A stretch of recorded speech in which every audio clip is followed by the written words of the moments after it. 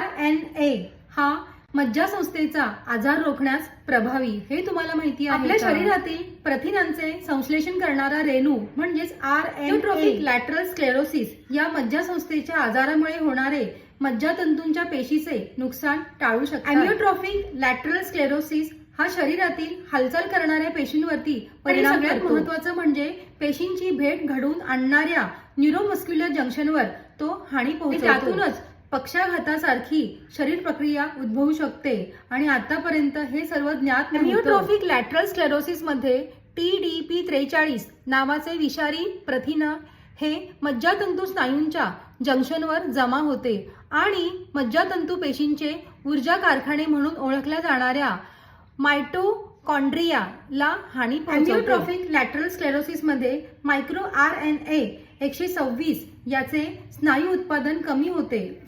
उंदरावर केलेल्या या संशोधनामुळे मायक्रो RNA 126 ची पातळी पुन्हा भरली गेली आणि तेव्हा विषारी प्रथिनांची पातळी कमी होऊन मज्जातंतू पेशींचे मृत होण्याचे प्रमाणही कमी झाले.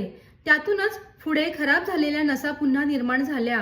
त्याच्यामुळे हा जो संशोधन विषय आहे खरंच आश्चर्यकारक आहे आणि हा मदत करणारा आहे.